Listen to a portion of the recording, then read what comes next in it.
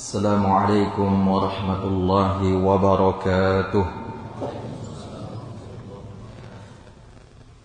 Alhamdulillahi rabbil alamin. Wabihi nasta'in ala umuri dunya waddin. Wassalatu wassalamu ala rasulillahi wa ala alihi wa ashabihi wa man tabi'ahum bi ihsanin ila yaumiddin. Allahumma inna nas'aluka al-huda wat-tuqa wal-'afafa wal-ghina. Allahumma ati nufusana taqwaha wa zakkiha anta khairu man zakkaha anta waliyuha wa maulaha. Allahumma habib ilayna al-iman wa zayyinhu fi qulubina wa karih ilayna al-kufra wal fusuqa wal isyan waj'alna min ibadika ar-rasyidin. Amma ba'du.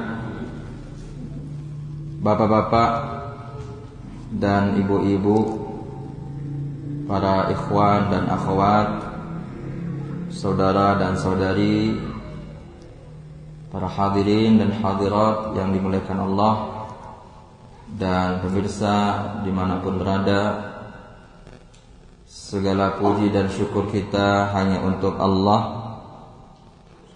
Alhamdulillah, pada malam hari ini kita dimuliakan oleh Allah dengan bisa sholat berjamaah di Masjid Uswatun Hasanah ini. Semoga kita sebagai muslim bisa menjadi uswatun hasanah sebagaimana nama masjid kita ini. Dan di antara bentuk pemuliaan Allah kepada kita adalah kita masih bisa belajar, berkumpul di sini dalam rangka untuk sama-sama mendekatkan diri kita kepada Allah dan menjauhkan diri kita dari panasnya api neraka. Kemudian salawat dan salam kepada Nabi dan Rasul kita Nabi Muhammad sallallahu alaihi wasallam. Allahumma salli ala Muhammad wa ala ali Muhammad. Para hadirin yang dimuliakan Allah, alhamdulillah pada malam ini setelah beberapa tahun kita tidak bertemu di kayu warung ini. Mungkin terakhir saya kesini tahun 2019, itu yang pertama, dan sekarang yang kedua. Alhamdulillah Allah pertemukan kita pada malam hari ini. Semoga pertemuan kita malam ini dan perpisahan kita nantinya termasuk dalam hadis Nabi sallallahu alaihi wasallam yang kata Nabi alaihi salatu wasallam, sab'atun yudhilluhumullahu fi dhillihi yawma la dhilla illa dhilluh. 7 golongan yang akan Allah naungi dengan naungan Allah, di mana saat itu tidak ada naungan melainkan naungan Allah. Di antara mereka adalah rajulani tahabba billah, 2 orang yang saling mencintai karena Allah, ijtama'a alaihi wa iftaraqa alaihi, bertemu karena Allah dan berpisah pun karena Allah. Para hadirin yang dimuliakan Allah, dan tak lupa pula para ustaz di sini. Tentunya saya sebagai pendatang meminta izin kepada para ustaz di sini untuk duduk lebih tinggi daripada para ustaz. Tidak lain adalah kita dalam rangka mengamalkan hadis Nabi atau firman Allah, wa tawassaw bil haqqi wa tawassaw bis sabr. Bapak dan Ibu yang dimuliakan Allah, judul kajian kita pada malam hari ini adalah ketika dunia di tangan dan akhirat di hati.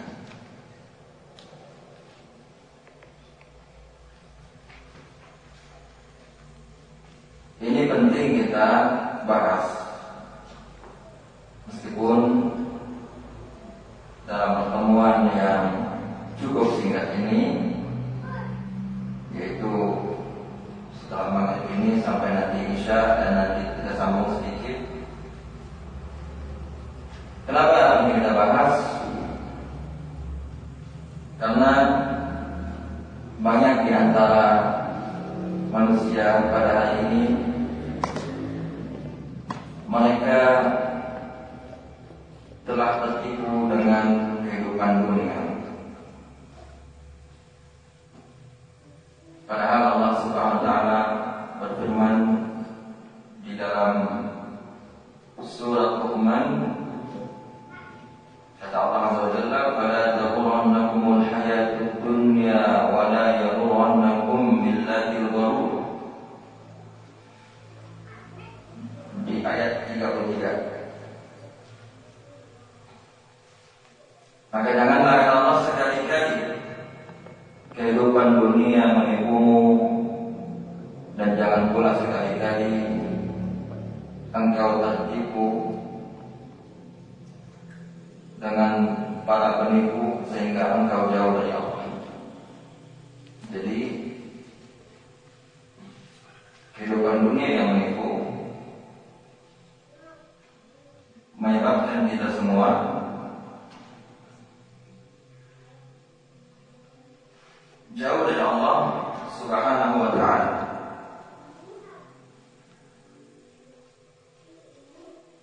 Kenapa? Karena banyak orang pada hari ini dunia itu ada di hatinya, harusnya di tangannya. Padahal dunia tidak dia miliki, tapi ada di hatinya. Di mana sebagian kecil manusia dia memiliki dunia, tapi dunia tidak di dalam hatinya. Mana yang kita pilih? Yang kita pilih dunia enggak kita miliki, namun di tangan kita, atau dunia kita miliki dan di tangan kita, atau dunia kita miliki dan di hati kita. Mana yang nomor 1, 2, atau 3?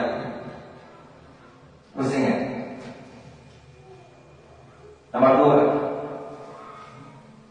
Kalau bisa nomor 2. Dunia kita miliki, tapi dia di tangan kita, bukan di dalam hati kita.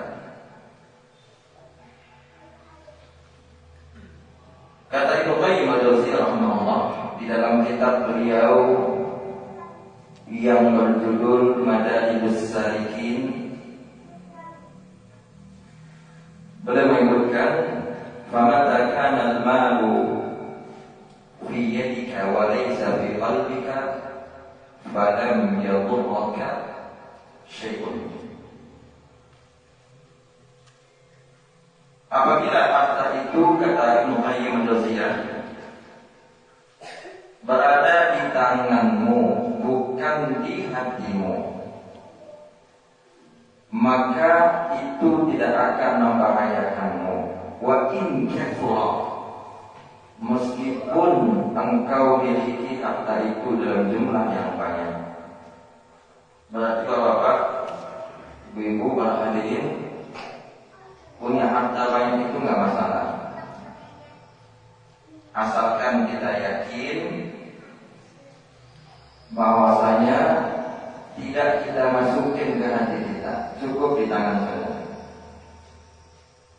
dinahan saja.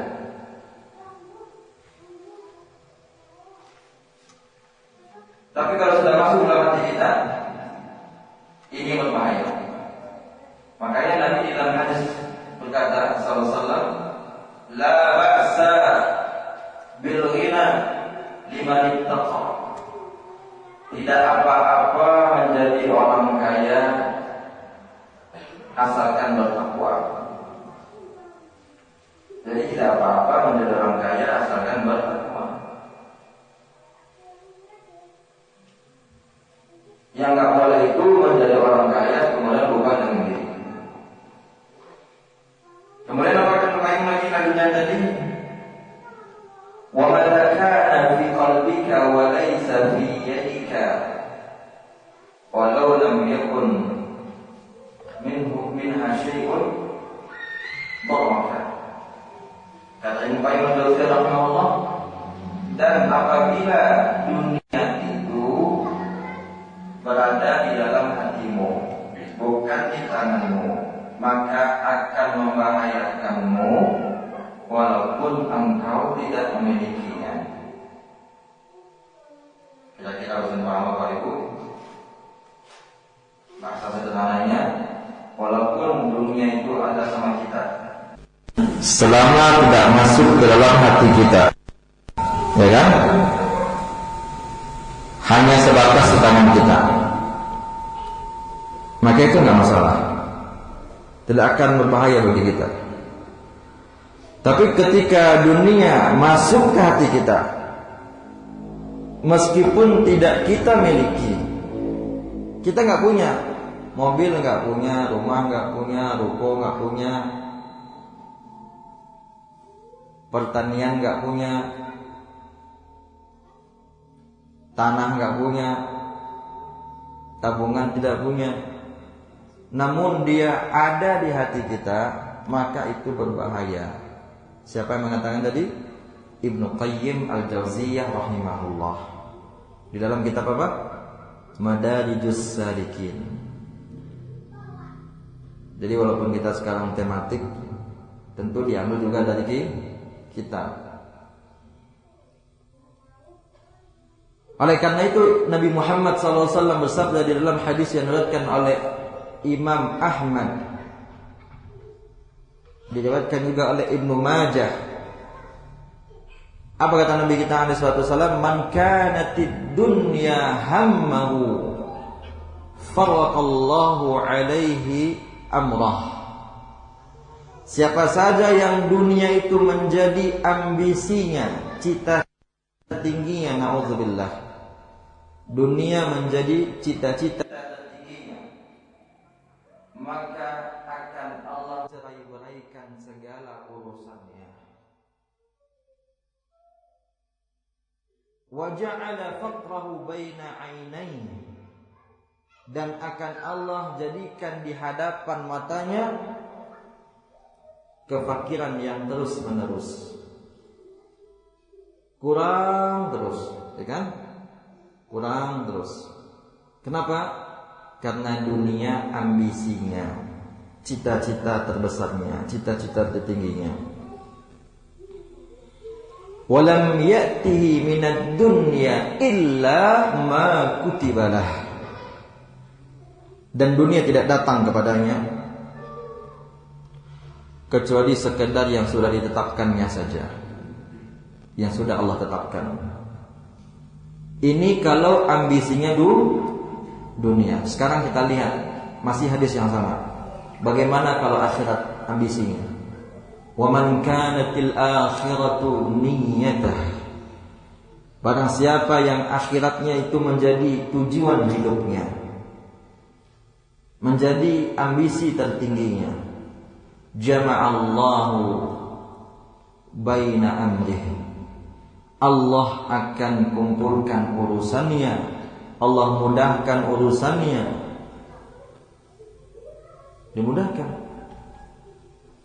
Sebagaimana ada orang di salah satu kabupaten di Sumatera Barat, ketika dia sudah akhirat ambisinya, bangun masjid, ada saja dunia itu datang sama dia, datang sendiri. Sebelum bangun masjid dengan dana pribadi, hutangnya banyak.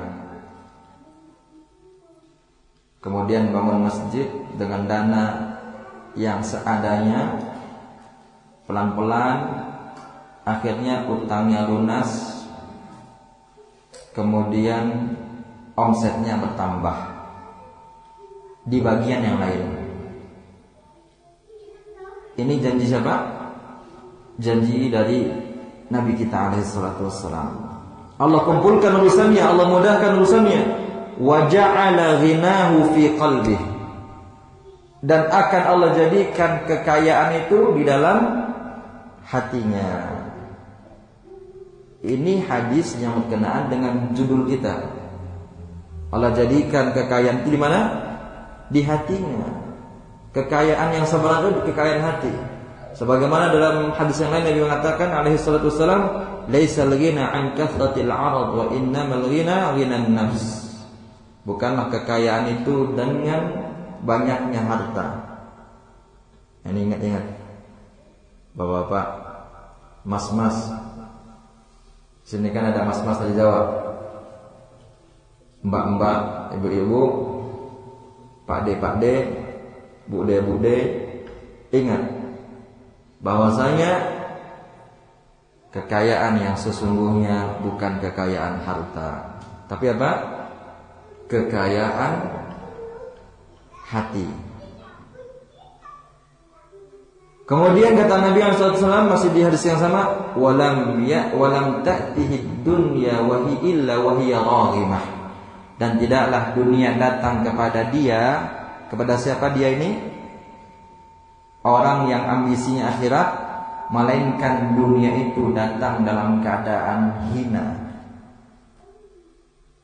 Jadi dunia datang kepada kita, kalau kita ambisinya akhirat, hina dunia itu. Beda kalau kita mendatangi dunia karena ambisi dunia kita yang hina. Tapi kalau kita tinggalin dunia itu, bukan itu cita-cita kita, bukan itu ambisi kita, dunia datang ke kita dan datangnya pun dalam keadaan hina. Dia yang minta datang ke kita, dia yang mengejar-ngejar kita.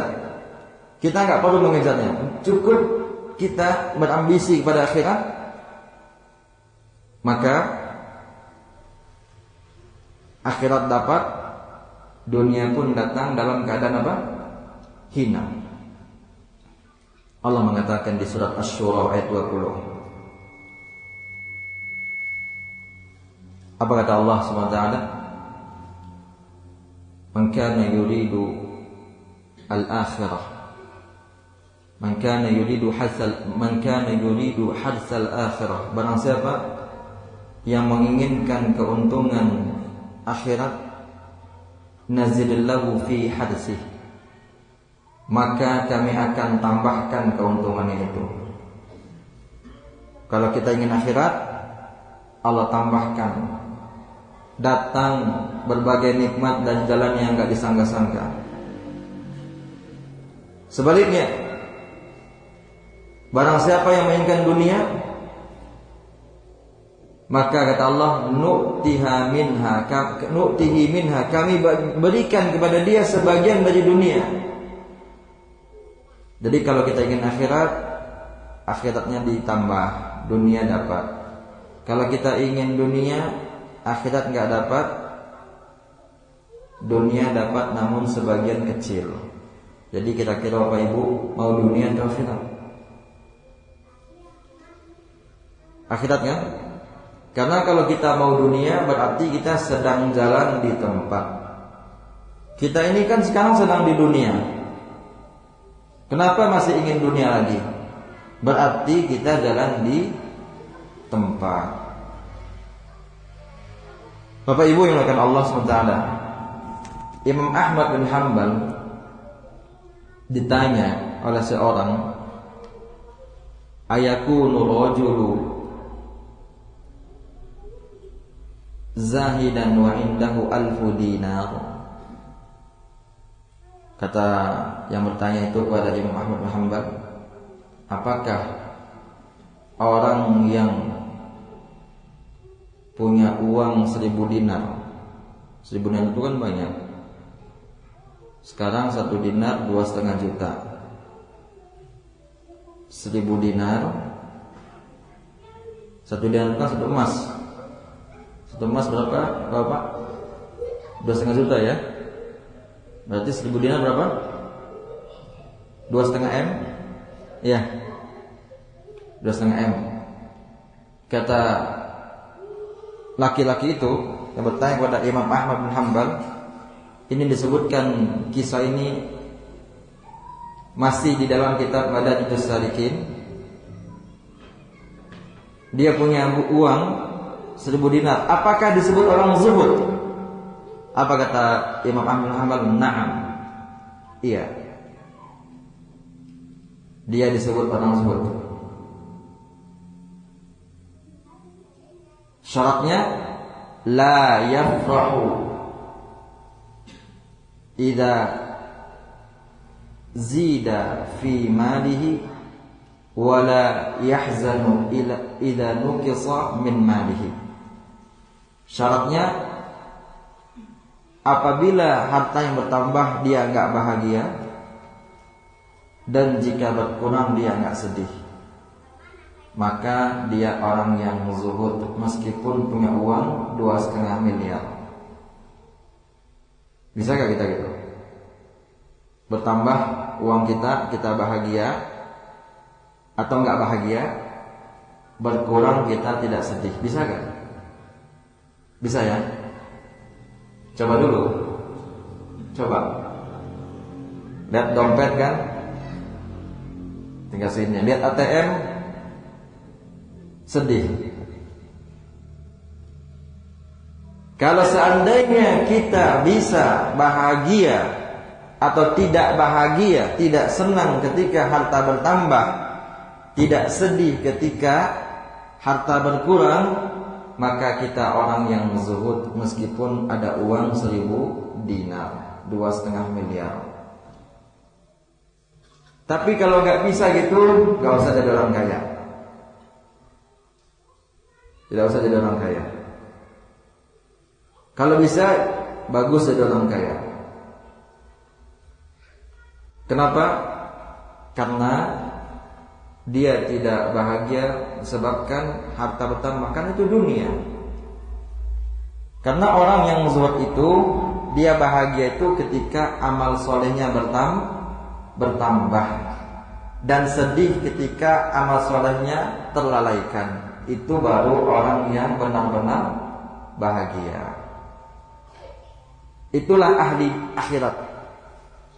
Sebagaimana kata Ali bin Abi Thalib, beliau mengatakan,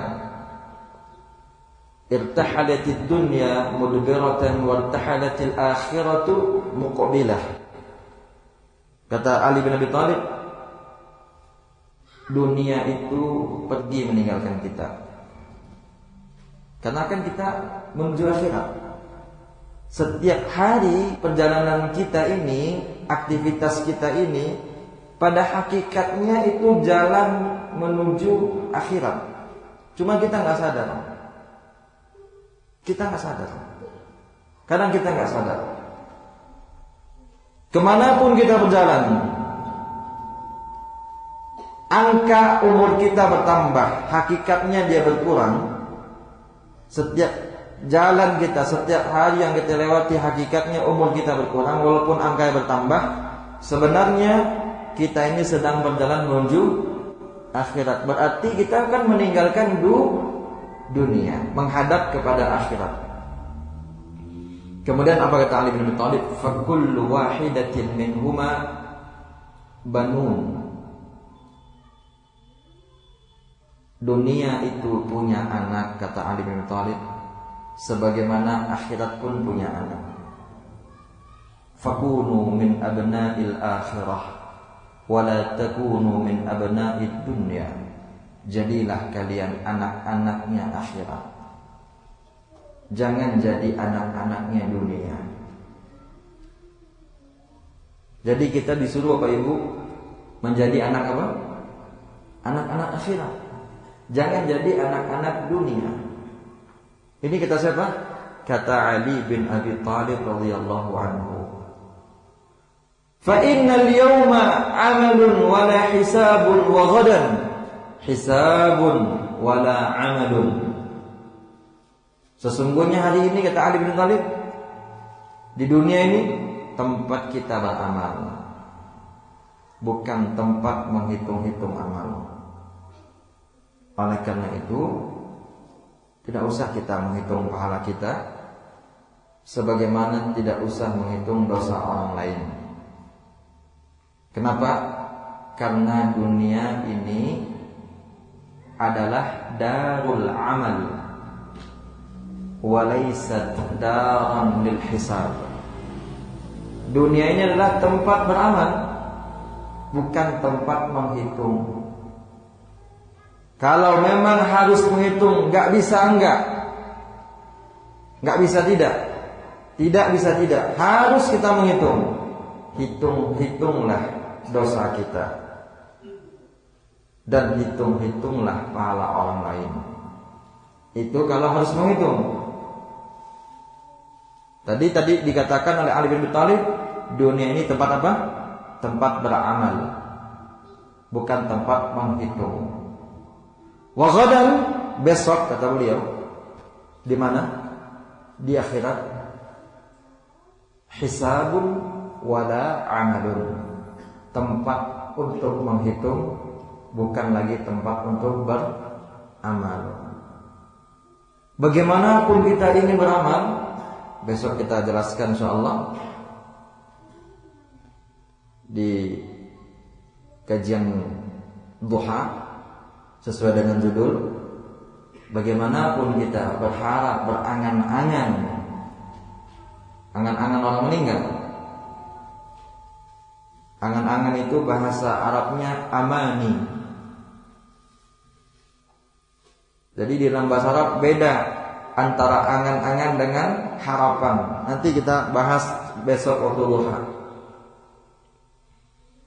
Bagaimanapun berangan-angan besok kita sudah meninggal, untuk kembali ke dunia beramal tidak bisa. Kenapa? Karena akhirat tempat menghitung, bukan tempat kita beramal. Maka ada dua pada ibu yang dimuliakan Allah, agar dunia itu tidak masuk ke dalam hati kita, cukup sampai tangan kita saja, banyak-banyak berdoa. Apa doanya? Siapa yang bisa? Diajarkan Nabi sallallahu alaihi wasallam. Kalau ada, minimal ini yang Bapak Ibu bawa pulang. Dari awal tadi kalau nggak ada yang bisa dibawa pulang, minimal doa ini dibawa pulang. Kalau ada hadiahnya langsung dari Allah. Karena di sini nggak ada hadiah kan? Ada yang bisa? Apa doanya? Supaya dunia itu tidak menjadi ambisi terbesar kita. Apa doanya? Bapak-bapak, ini salah satu potongan doa Nabi yang panjang. Nanti bisa dicek di dalam hadis Bulughul Maram bagian akhir, bagian-bagian terakhir. Bulughul Maram itu kan bagian terakhirnya istighfar. Sebelum istighfar itu doa. Nah, coba lihat nanti di bagian doa yang akan kita sebut ini. Supaya apa? Supaya ambisi kita tidak besar terhadap dunia. Ada yang bisa doanya? Kata Nabi SAW, Allahumma la taj'al musibatana fi dinina. Ini belum ya? Ini masih doa. Ini doanya. Ini doa juga yang ingin kita tegaskan di sambungannya, bukan yang sini. Tapi kalau bisa hafal ini bagus. Allahumma la taj'al musibatana fi dinina. Ya Allah, jangan jadikan musibah kami menimpa agama kami. Maksudnya cukuplah musibah itu kalau datang menimpa dunia kita. Walaupun kita ini banyak yang sedih kalau musibah menimpa dunia, tidak sedih kalau musibah itu menimpa akhirat kita. Kita nggak sedih. Apa contohnya? Apa contohnya? Contoh, hilang uang 1,5 juta, sedih kan? Sedih kan? Walaupun orang banyak uang, sedih kalau 1,5 juta. Kecuali kalau 1,500. Ini bahasa orang Malaysia ya. Orang Malaysia kan bilang 1.000 kan 1.000. 1.000. Kalau kita bilang 1.000. Uang kita hilang 500 rupiah, mungkin kita nggak sedih. Sekarang kalau 500.000, sedih atau tidak? Sedih. Banyak yang sedih. Bahkan dicari-cari. Salat subuh sampai isya nggak akan khusyuk sampai ketemu. Tapi kenapa ketika kita nggak bisa sholat 2 rakaat sebelum subuh kita nggak sedih? Sholat 2 rakaat qabliyah fajar, kenapa kita nggak sedih? Harusnya itu yang sedih. Kalau dia sudah tahu hakikat akhirat dan hakikat dunia ini hina, harusnya kesedihan dia ketika tidak sholat 2 rakaat sebelum subuh itu melebihi kesedihan dia ketika uangnya hilang 1,5 juta walaupun 1 juta. Kenapa? Karena Nabi SAW bersabda, "Raka'atul fajri khairum minad dunya wa ma fiha." 2 rakaat salat subuh lebih baik daripada dunia. 2 rakaat salat sunnah fajar, maksudnya qabliyah rawatib, lebih baik daripada dunia dan segala isinya. Harusnya itu yang kita sedihkan. Karena dunia ini dan segala isinya bahkan lebih baik. 2 rakaat salat sunnah qabliyah subuh itu Nabi nggak katakan sama dengan dunia dan isinya, bukan. Tapi apa? Khairun. Apa arti khairun? Lebih baik. Harusnya itu yang kita sedihkan. Tapi mengapa yang kita sedihkan justru 1,5 juta yang hilang? Walaupun kalau sedih sah-sah saja, namun mengapa sampai mengorbankan sholat kita sehingga kita pun kadang bahkan sering tidak sholat 2 rakaat sebelum subuh. Ini bukti apa? Bukti kita ini memang banyak, sebagian besar kita, bukan semua ya, sebagian kita ini masih banyak kecintaan dunia itu melebihi kepada kecintaan akhirat. Begitu pula ada orang, misalnya ada acara makan sate gratis habis kurban misalnya, ada sate, ada gorengan, ada roti, ada jus. Kemudian terlambat dia datang. Acaranya misalnya dari jam 9 malam sampai jam 9:30, setengah jam aja acaranya, nggak lama. Ternyata dia datang, sate nggak ada, habis. Jusnya habis, gorengan habis, sisa pun nggak dapat. Masih ada orang sedih kan? Sedih dia. Ada gak orang yang sedih kayak gitu? Masih ada. Gak dapat makanan sedih.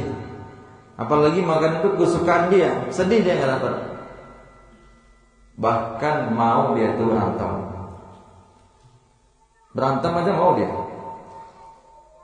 emosi maulid. Tapi kenapa ketika terlambat datang ke majelis ilmu, bahkan gak datang sama sekali, dingin dikit, dinginnya sedikit, rintik-rintik hujannya sedikit, ngantuknya sedikit, bahkan gak ada halangan sama sekali, kenapa dia gak sedih? Padahal belajar agama itu di dalam masjid berarti kita sedang menerima warisan Nabi Muhammad sallallahu alaihi wasallam. Bapak Ibu sekarang kita semua yang ada dalam masjid ini dan semua orang yang sekarang sedang belajar di masjid manapun, di kajian manapun sekarang sedang menerima warisan. Ketika Abu Hurairah radhiyallahu anhu melewati sekelompok orang di pasar, kemudian Abu Hurairah bertanya kepada mereka,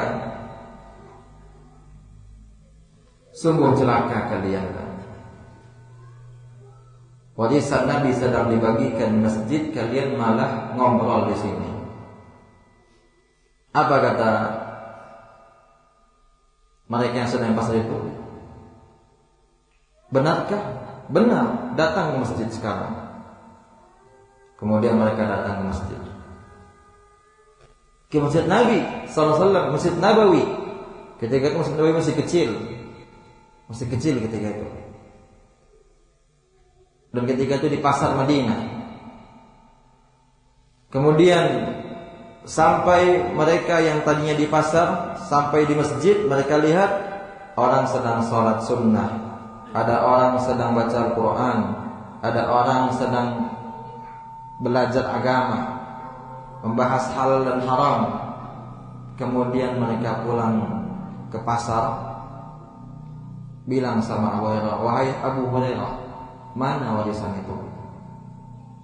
Mana warisan yang sedang dibagikan itu? Aina mirasul Rasul alladhi yuqassam? Mana warisan Nabi yang sedang dibagikan itu? Apa kata Abu Hurairah radhiyallahu anhu? Waihakum, sungguh celaka kalian. Tidakkah kalian lihat orang-orang di masjid Nabi sedang membahas halal dan haram? Bahasa kitanya kajian. Iya, kami lihat. Itulah warisan Nabi SAW yang sedang dibagikan. Jadi Bapak Ibu, mengikuti pengajian itu kita sedang ambil warisan Nabi. Maka di antara cara kita bawa orang ke kajian, bilang sama teman yang belum pernah datang kajian, ikut yuk ngambil warisan. Coba bawa. Di mana? Ikut aja, duduk di belakang.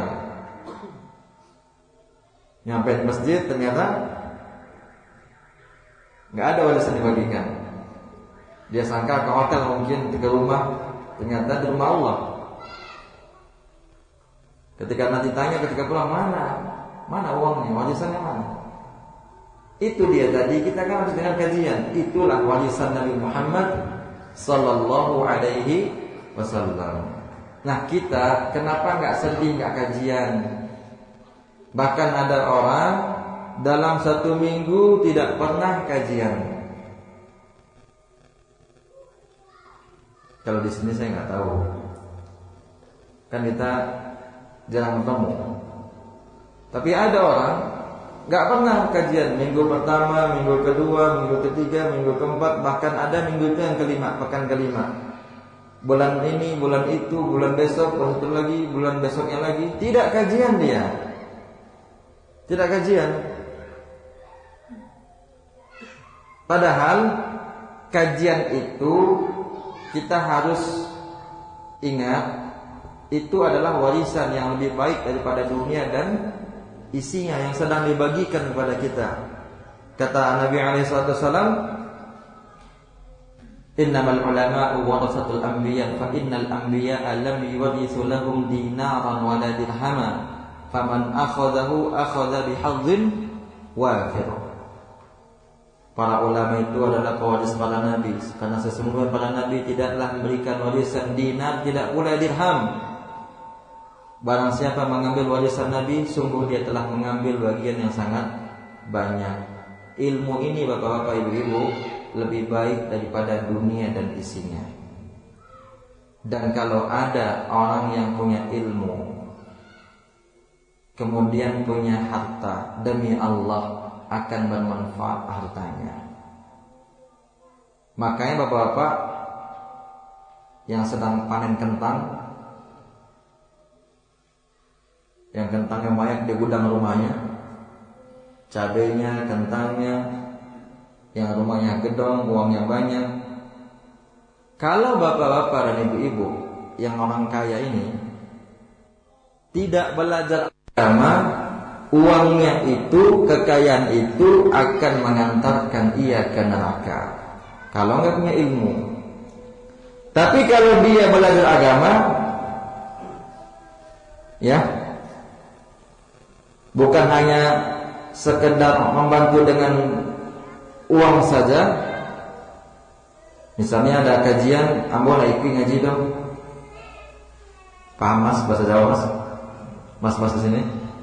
Ambo lah ikut ngaji dong. Saya nggak mau, saya nggak ikut. Izin dulu. Ini uangnya berapa? Besok lagi saya izin dulu. Sibuk bisnisnya. Mengambil barang. Apa namanya? Truk lagi datang misalnya kan. Pekan besok lagi gitu lagi. Maka dia akan diantarkan oleh hartanya itu ke neraka, bukan ke surga. Kenapa? Karena uangnya itu akan membuat dia lupa dari agama Allah. Walaupun dia kasih uang, tapi dia nggak belajar, akan kering nanti, akan kering jiwanya.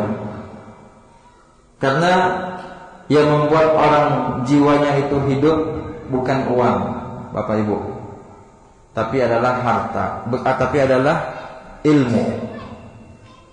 Sebagaimana kata Ibnu Qayyim Al-Jauziyah rahimahullah, al-ilmu kal matar. Ilmu itu seperti hujan. Sebagaimana hujan akan menyuburkan tanah yang kering, seperti itu pula ilmu akan menyuburkan hati yang kering dari agama. Maka kata Nabi juga alaihi wasallam, ni'mal mal lil mar'is salih. Sebaik-baik harta adalah harta yang dimiliki oleh orang yang saleh. Kenapa? Karena dia punya ilmu, sehingga hartanya itu mendekatkan dia kepada Allah.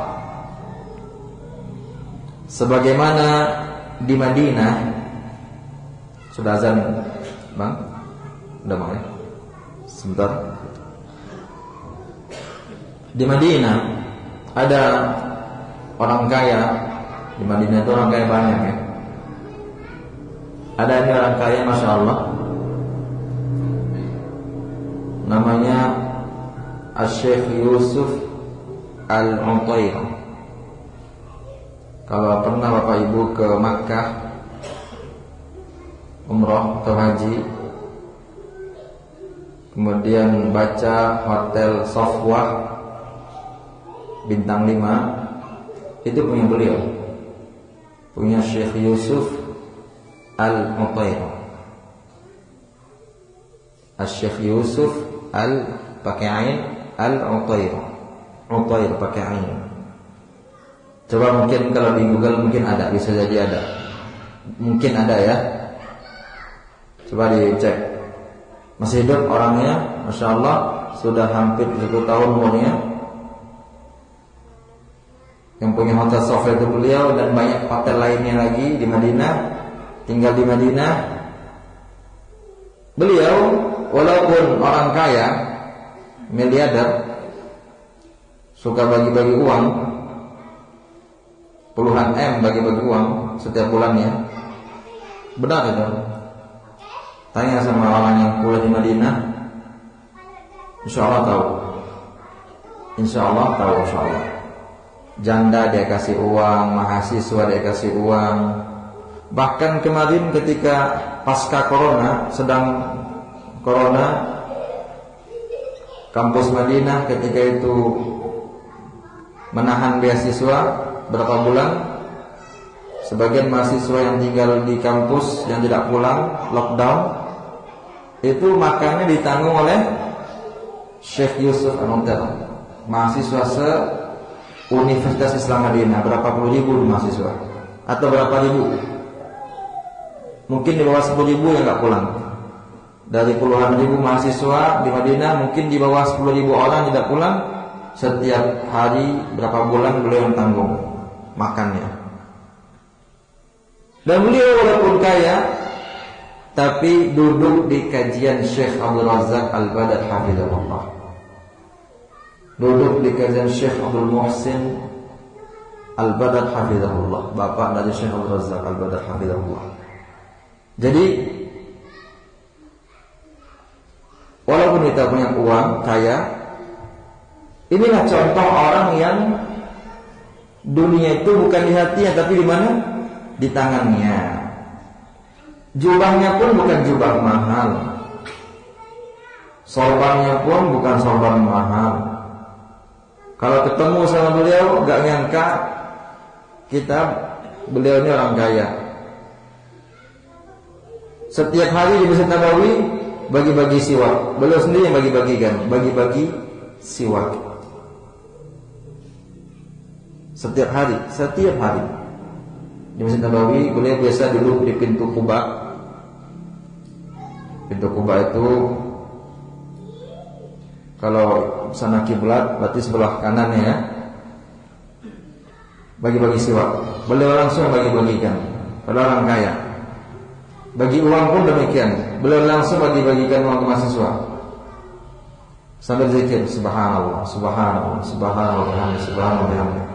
Nah ini dia orang kaya, contoh orang kaya yang dunia itu tidak lagi di hatinya, tapi hanya di dalam genggamannya. Karena dia jadikan dunia sebagai ladang menuju akhiratnya. Kita lanjut insyaallah setelah kita azan. Sebentar kita lanjut. Kemudian kita buka tanya jawab jika ada. Kemudian kita tutup insyaallah. Para hadirin mulakan Allah, bapak-bapak dan ibu-ibu mulakan Allah. Jadi hendaknya kita ini ketika punya harta atau kebutuhan kita terhadap dunia, hendaknya seperti kebutuhan kita kepada toilet. Yang mengatakan ini bukan saya. Yang mengatakan ini Ibnu Taimiyah rahimahullah, guru dari Ibnu Qayyim Al-Jauziyah rahimahullah. Jadi seperti apa kebutuhan kita kepada toilet? Toilet tahu Bapak Ibu ya? Setiap hari kita akan ke toilet, buang air. Seperti apa kebutuhan kita kepadanya, seperti itu pula hendaknya kebutuhan kita kepada dunia. Di salah satu kitab beliau yang berjudul Az-Zuhdu wal Wara'u wal Ibadah, Ibnu Taimiyah rahimahullah mengatakan, "Tsumma yanbaghi lahu an ya'khudhal mala bisakhawati nafsin wa la ya'khudhahu bi israfi nafsin wa la hala." Kata Ibnu Taimiyah rahimahullah, selayaknya bagi setiap orang untuk mengambil harta itu sesuai dengan kebutuhan dirinya saja, bukan keinginan, tapi kebutuhan, dan mengambil dengan cara yang baik sesuai haknya. Jangan sampai dia mengambil harta melebihi dari kebutuhannya. bal yanbaghi lahu an takuna hajatuhu ilal mal bimanzilati hajatihi ilal khala. Bahkan kalau bisa, kata Ibnu Taimiyah rahimahullah, kebutuhan dia terhadap harta seperti kebutuhan dia terhadap toilet. Min ghairi an yakuna lahu fi qalbihi makanah, yaitu dia tidak masukkan kebutuhannya ke dalam hatinya. Apakah toilet ada dalam hati kita? Ada enggak, Pak? Kita butuh dengan toilet kan? Butuh kan? Apakah toilet itu kita pikirin terus? Siang malam, pagi sore, yang kita pikirkan toilet. Gitu enggak kita? Enggak kan? Kenapa? Karena dia kan enggak masuk ke dalam hati kita. Kita itu datang ke toilet sekedar kebutuhan kita kan? Kan enggak lama-lama. Walaupun toiletnya itu pakai AC, seandainya ada, lampunya sangat terang, bahkan ada orang toiletnya lebih bagus daripada rumah kita, orang kaya yang super kaya. Tapi betah gak kita lama-lama di toilet? Betah gak, Mas? Gak betah ya? Karena kita sekedar masuk, buang air, selesai, keluar lagi. Seperti itu kebutuhan kita terhadap toilet, kamar kecil. Nah, kenapa kepada dunia nggak seperti itu? Harusnya seperti itu kepada dunia. Nggak masuk dunia itu ke dalam hati kita, sebagaimana toilet tidak masuk ke dalam hati kita. Ini nasihat dari siapa, Bapak Ibu? Ibnu Taimiyah rahimahullah. Tadi dari muridnya Ibnu Qayyim al-Jauziyah dalam kitab Madarijus Salikin. Sekarang dari gurunya Ibnu Taimiyah rahimahullah dari kitab Az-Zuhdu wal Wara'u wal Ibadah. Nah, sekarang Bapak Ibu menurut Allah, gimana cara kita? Terakhir ini ya, kita nggak usah lama-lama, karena saya dengan kebiasaan di Kaiwaro ini habis isya tidur, itu bagus, itu sunnah.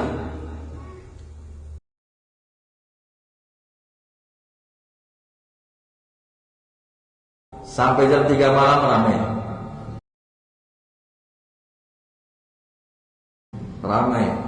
pagi perlintasan, tapi ramai. Di satu sisi salahnya banyak itu, bukan sedikit, karena harusnya kita tidur lebih awal. Jadi kalau bapak-bapak, ibu-ibu di Kaiwaro ini, masya Allah, karena cuaca udara yang dingin, sepi, enak, itu bagus. Tidur lebih awal, bangun lebih cepat, karena lebih dekat kepada sunnah Nabi Muhammad sallallahu alaihi wasallam. Tapi bukan berarti yang tidurnya lambat pasti tidak sesuai sunnah. Jangan pula kita katakan demikian. Cuma hukum asalnya, orang yang tidurnya cepat, lebih awal, setelah isya dia pun kalau ngobrol sebentar, tidur cepat, bangunnya cepat juga. Jangan tidurnya cepat, bangunnya lama. Nah, ini yang pertama, ini tentu bagus. Jadi kita tutup sekarang. Gimana caranya kita ini mengkondisikan jiwa kita supaya jiwa kita ini bisa menerima dunia itu sekedarnya, dan bisa dunia itu cuma sampai genggaman kita, tidak masuk ke dalam hati kita. Gimana caranya? Yang pertama, Pak Ibu, dengan Allah, tanamkan keyakinan ke dalam hati kita bahwa apa yang ada di tangan Allah lebih baik daripada apa yang ada di tangan kita atau tangan makhluk. Ingat itu. Coba tanamkan keyakinan itu. Tanamkan keyakinan itu. Yang ada di tangan Allah, di sisi Allah, itu sangat baik dari apa yang ada di sisi makhluk. Supaya apa?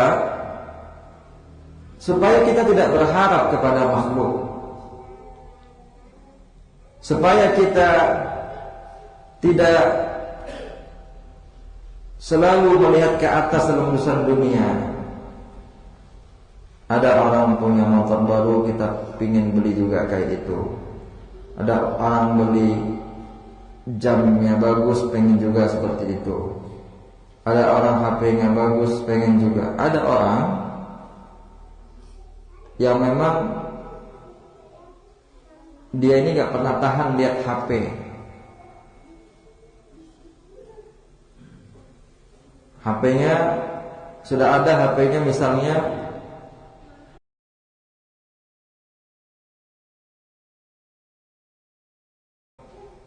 keluar lagi yang terbaru, pingin lagi beli. Kemudian keluar lagi terbaru, pingin lagi beli. Jadi hidupnya itu aja. Ada juga orang beli sepeda sampai di atas 60 juta, 50 juta. Coba seandainya, ini kan kata kita ya, karena kita nggak punya uang sebanyak itu, mungkin bagi yang punya banyak hak saya. Tapi kalau menurut kita kan mubazir. Tapi bagi pecinta sepeda itu biasa, ya kan? Makanya ini dunia kan.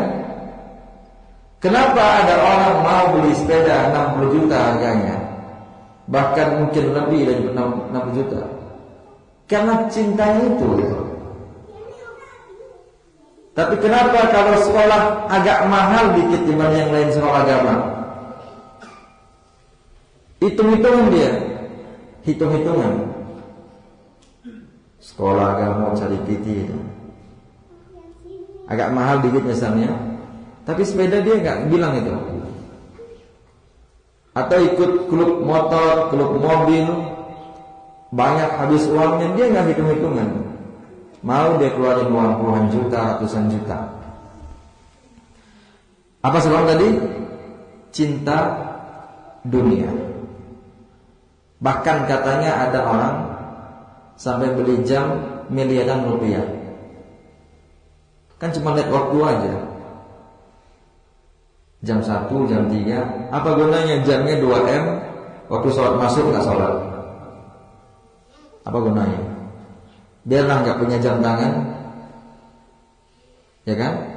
Tapi waktu sholat masuk tahu kan? Daripada jamnya mahal, merek ini, merek itu, juta, puluhan juta, atau ratusan, atau M-an, tapi waktu sholat masuk dia nggak tahu.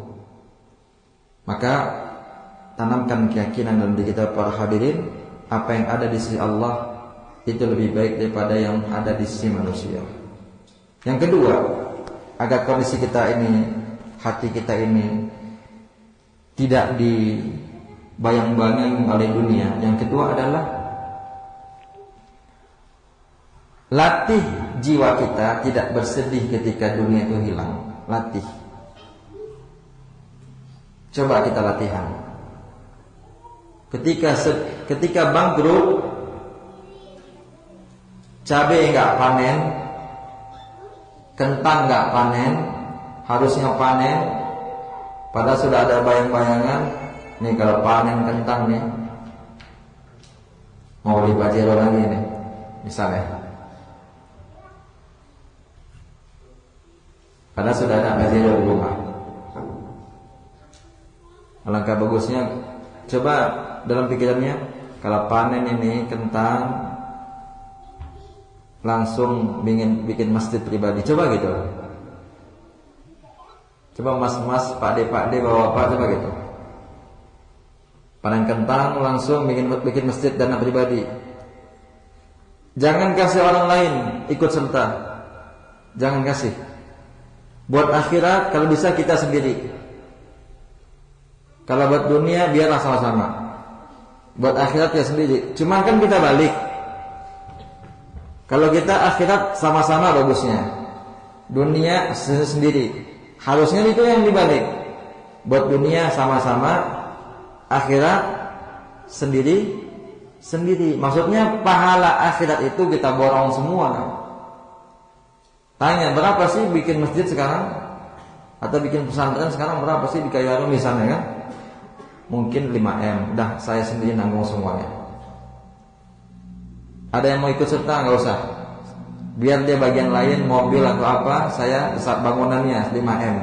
Coba ada orang kayak gitu. Coba.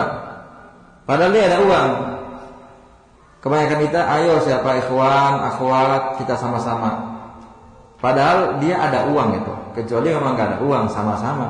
Tapi kalau kita ada uang, kenapa gak kita sendiri? Kenapa kita bawa orang? Kalau kita ada uang sendiri, buat uang kita aja. Jangan kita pernah pikiran saya lagi. Padahal ini buat dakwah. Bangun pesantren, bangun masjid kan buat dakwah. Harusnya jangan ada pikiran saya lagi. Kemarin nyumbang saya, sekarang saya lagi. Besok saya lagi. Kebiasaan.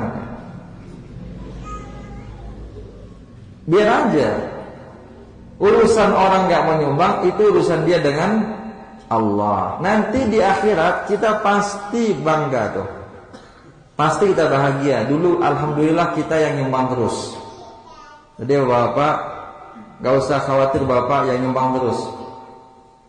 Yang lain gak mau biar aja. Itu urusan dia dengan Allah subhanahu wa ta'ala. Jadi yang kedua, latih kita ini, diri kita tidak tidak sedih ketika dunia itu hilang dari kita. Justru sedih kalau akhirat hilang dari kita. Ada hadis yang ingin saya sampaikan ya. Dalam hadis Arba'in ini ada seorang lelaki datang kepada Nabi SAW mengatakan, "Ya Rasulullah, dullani ala amalin idza amiltuhu ahabbani Allah wa ahabbani an-nas." Wahai Rasulullah, tunjukkan kepadaku satu amalan, satu saja. Kalau aku lakukan, Allah mencintaiku dan manusia pun mencintaiku. Apa kata Rasulullah SAW? Izhad fid dunya yuhibbakallah, wazhad fima indan nas yuhibbakan nas. Kata Rasulullah SAW, zuhudlah terhadap apa yang ada di dunia ini. Maksudnya cukup dunia sampai di tangan, jangan masuk ke hati, maka Allah pasti mencintaimu. Yang kedua, zuhudlah terhadap apa yang ada di tangan manusia. Jangan suka minta-minta, pasti orang-orang akan mencintaimu. Yang ketiga, terakhir, agar jiwa kita ini mudah memasukkan akhirat ke dalam hati dan mencukupkan dunia hingga di tangan. Cara yang terakhir, yang ketiga adalah jangan suka dengan pujian manusia. Ya, Bapak Ibu maka Allah. Maksudnya bahasa lainnya juga, jangan masa depan kita ini, kehidupan kita ini tergantung orang. Jangan tergantung orang. Akhirat kita ini jangan tergantung orang. Kita menentukan sendiri akhirat kita, jangan orang lain. Apa maksudnya? Contoh. Seperti tadi contohnya. Karena kita nyumbang, orang gak nyumbang, gak usah lah nyumbang, saya aja terus yang nyumbang. Jadi kan berarti kita gantungkan akhirat kita itu sama orang. Harusnya jangan tergantung. Kajian misalnya, yang ngaji sedikit kita malas. Kalau ramai yang datang baru kita semangat. Maksudnya bapak-bapak nih yang hadir misalnya, sepi kajian, pulang lagi. Kenapa pulang? Cuma 3 orang hadir. Si fulan teman-teman anak nggak hadir misalnya, malas anak hadir. Berarti kita gantungkan dunia kita ini sama akhirat kita ini sama orang. Gak usah ikut-ikut orang. Karena di kuburan kita nanti tanya sendiri-sendiri. Di akhirat yang bertanggungjawabkan adalah kita sendiri. Jadi jangan gantungkan sama orang.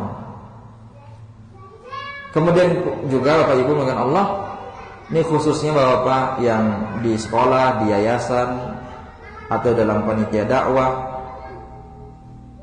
Jangan kita ini semangat ketika dipuji. Jangan sedikit dikritik kita mundur. Selagi kita yakin yang kita lakukan itu benar, siapapun yang mengkritiknya, kita yakin yang kita lakukan ini benar menurut timbangan syar'i. Yakin kita, kalau setelah orang Minang bukan karyango.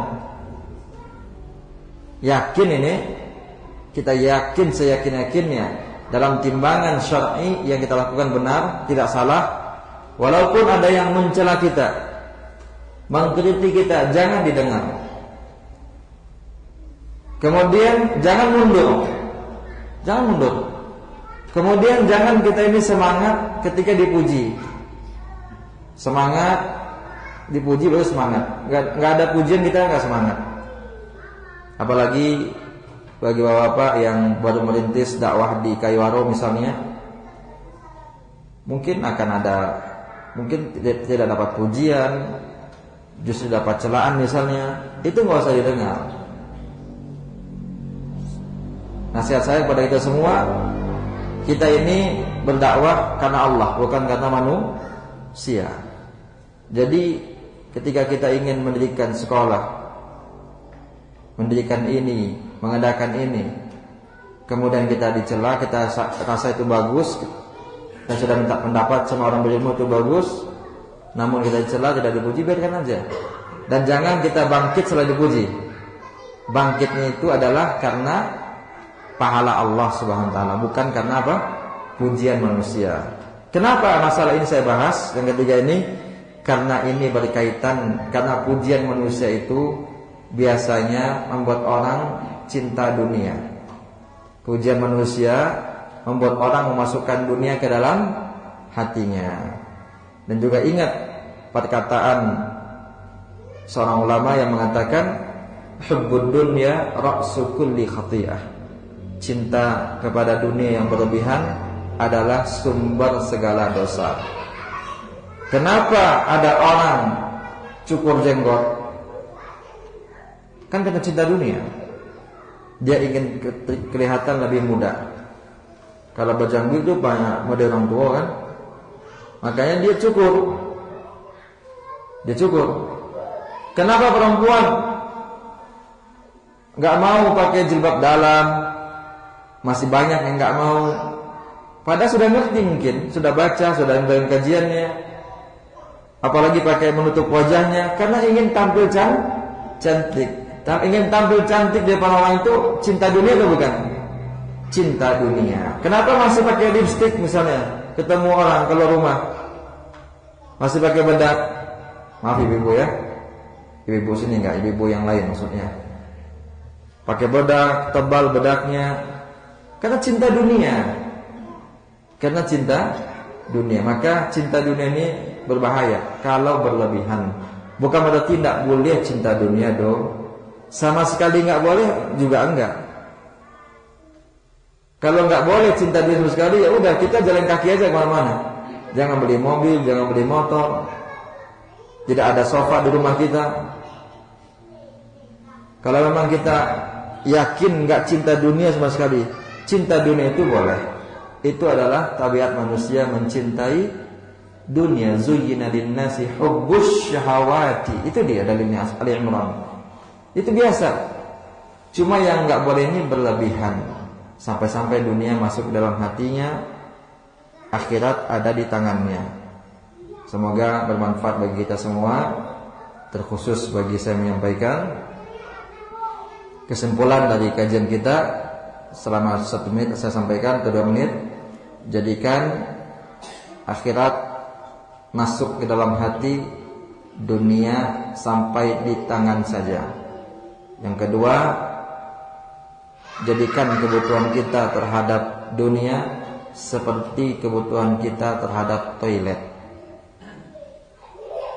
Dan yang terakhir, zuhud terhadap dunia bukan berarti tidak mengambil bagian dari dunia.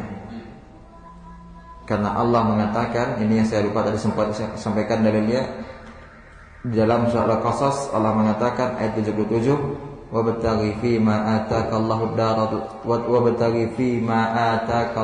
daral akhirah wala tansa nasibaka minad dunya. Ini dia, wala tansa nasibaka minad dunya, wala tansa nasibaka minad dunya. Janganlah engkau lupakan bagian engkau dari sebagian, janganlah engkau lupakan bagian engkau yang ada di dunia.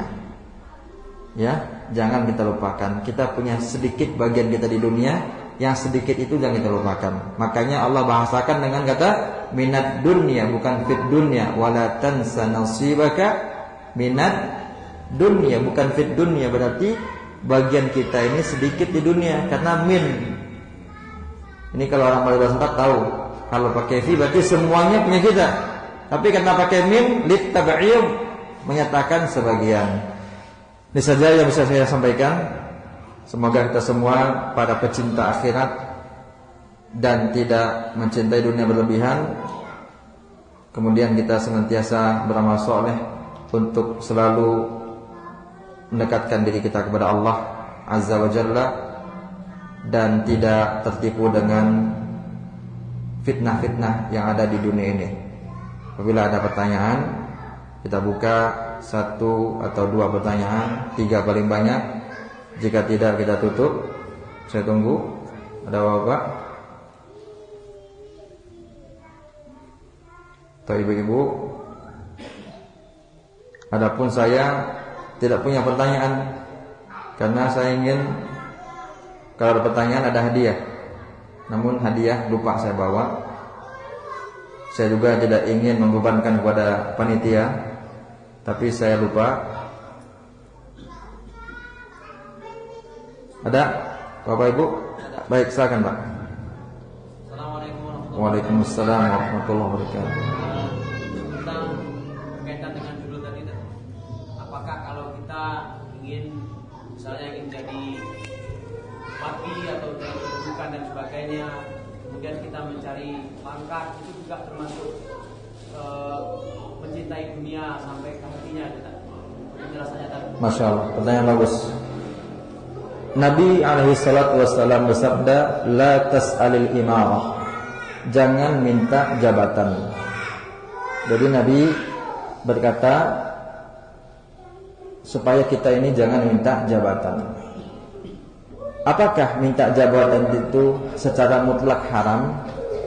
Minta pangkat, ingin jadi bupati, ini kan bagian dari keinginan-keinginan itu?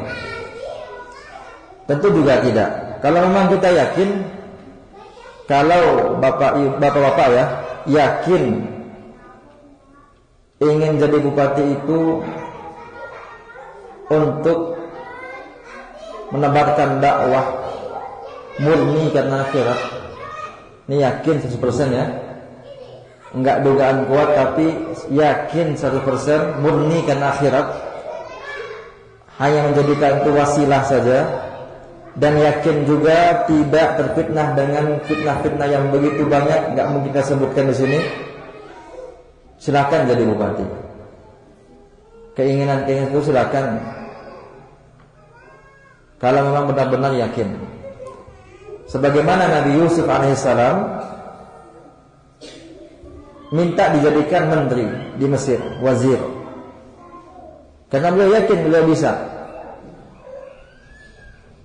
Namun kita harus ingat gimana proses jadi bupatinya. Setelah kita naik nanti seperti apa.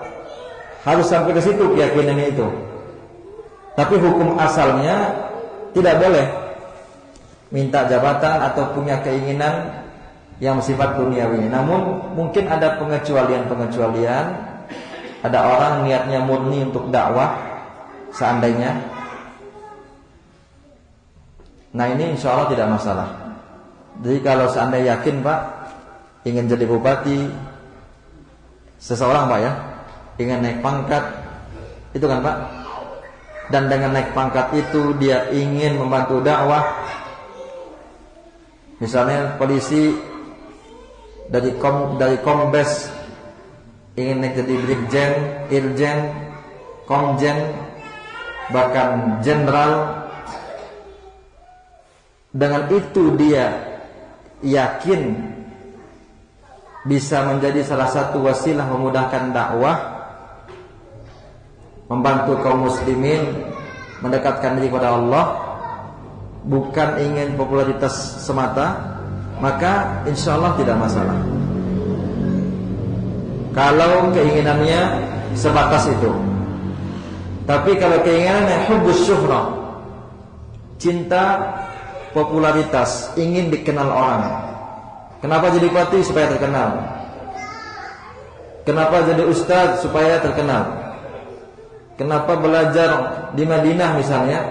Supaya terkenal. Jangankan bupati, jadi ustadz saja kalau ingin terkenal itu nggak boleh. Itu nggak boleh. Kenapa ingin jadi penghafal Quran? Supaya bisa masuk hafiz cilik misalnya. Maksudnya yang kecil ya, anak-anak kecil. Maka Bapak Ibu, nanti kita bahas itu mungkin ketika kita bahas kiat-kiat mendidik, kiat-kiat sukses mendidik anak. Ketika di Sungai Benung nanti kita bahas itu. Karena sebagian orang tua memotivasi anaknya hafal Quran, nanti bisa tampil di TV gitu. Itu dunia. Tampil di TV seperti sekarang ini itu kan dunia. Tapi bisa kita bawakan ke akhirat. Apabila yang di depan layar ikhlas karena Allah, yang di balik layar juga ikhlas karena Allah. Bisa. Memang untuk dakwah, tidak untuk yang lainnya. Itu Pak ya. Jadi hukum asalnya itu adalah keinginan duniawi dan tidak boleh minta jabatan, minta naik pangkat. Itu hukum asalnya Pak.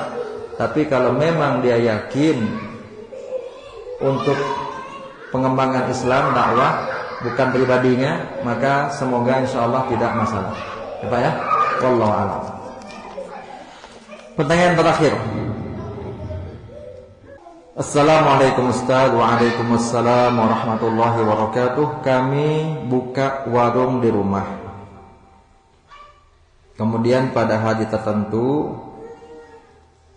ada tetangga yang pinjam uang untuk membayar utang riba yang dibayar setiap pekannya.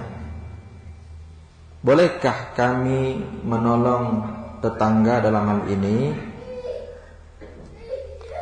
Yang paling bagus, Bapak Ibu yang ingin menolong tetangga yang terjerat riba itu adalah dalam rangka melunasi, langsung lunasi.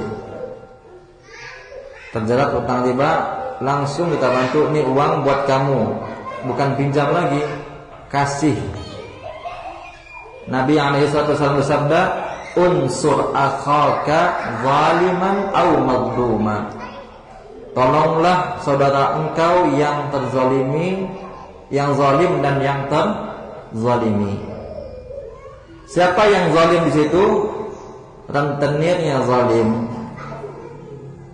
Termasuk yang minjam uang ke riba, yang minjam uang riba, pinjaman riba juga zalim. Itu kita tolong. Gimana cara kita menolong rentenir dia zalim? Nasihati dia, nggak boleh bisnis seperti ini.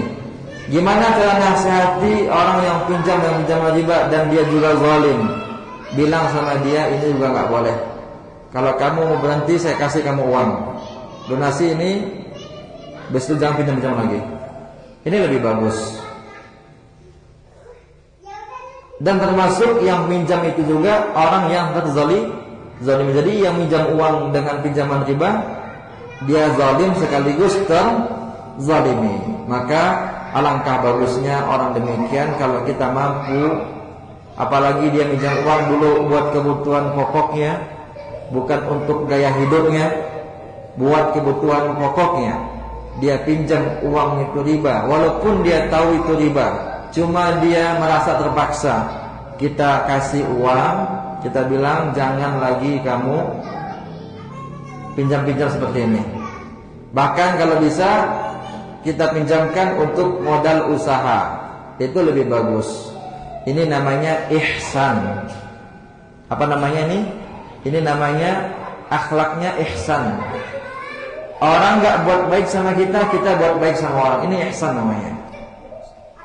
Melebihi ekspektasi dia. Dia berharap sama kita kan minjamin uang. Ternyata kita kasih. Bahkan kita kasih modal lagi misalnya. Ini namanya orang yang seperti ini punya akhlak ihsan, cocoklah dia disebut dengan muhsin. Orang yang muhsin. Sebagaimana Allah Azza wa Jalla mengajarkan atau memiliki sifat itu. Allah setiap hari dosa-dosa kita naik kepada Allah, dan setiap detik ampunan Allah turun kepada kita. Ya kan? Dosa-dosa kita tiap hari naik kepada Allah. Betul kan? Naik terus dosa-dosa kita. Ada gak kita ngasih Allah? Ada gak? Pun kalau kita ngasih, itu kan tidak menambah kemuliaan Allah. Tidak kita kasih, tidak pula mengurangi kemuliaan Allah.